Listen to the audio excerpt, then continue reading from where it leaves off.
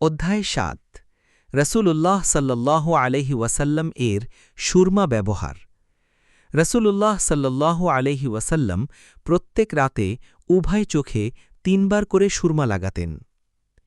عن ابن عباس رضي الله عنه أن النبي صلى الله عليه وسلم قال: اكتحلوا بالإسمد فإنه يجلو البصر وينبت الشعر.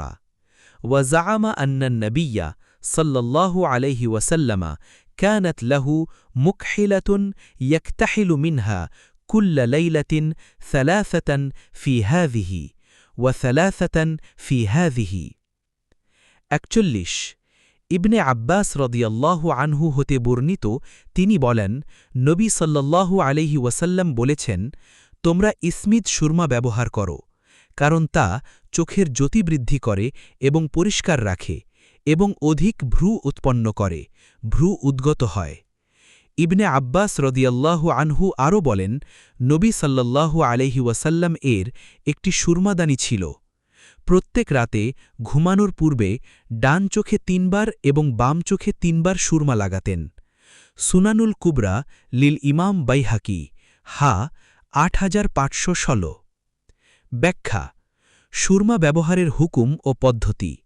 নারী পুরুষ সকলের জন্য চোখে সুরমা লাগানো ভালো, তবে সওয়াবের নিয়াতে সুরমা লাগানো উচিত, যাতে চোখের উপকারের সাথে সাথে রাসূলুল্লাহ সাল্লাল্লাহু আলাইহি ওয়াসাল্লাম এর সুন্নতের অনুসরণের সওয়াবও লাভ হয়।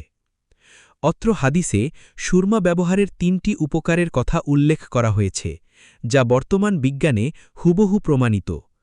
এছাড়াও গবেষণায় আরও উপকারিতা পাওয়া গেছে, সেগুলো হল: ১. সর্বধরনের ছোঁয়াচে রোগজীবাণুকে ধ্বংস করে। ২.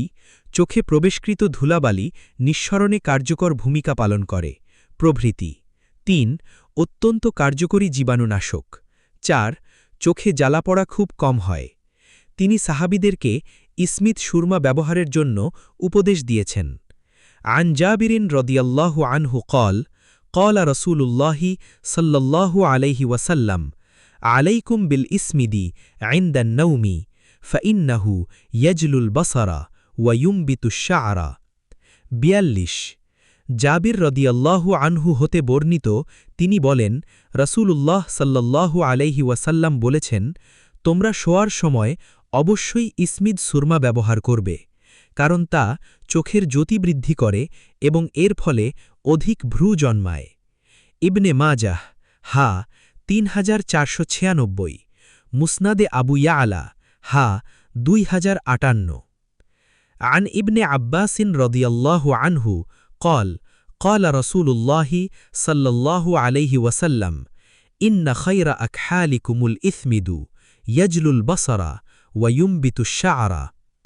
৪৩ ইবনে আব্বাস রদিয়াল্লাহু আনহু হতে বর্ণিত তিনি বলেন, নবী সাল্লাল্লাহু আলাইহি ওয়াসাল্লাম বলেছেন, তোমাদের জন্য ইসমিদ সুরমা সর্বোৎকৃষ্ট, কারণ তা দৃষ্টি বাড়ায় এবং এর ফলে অধিক ভ্রু জন্মায়।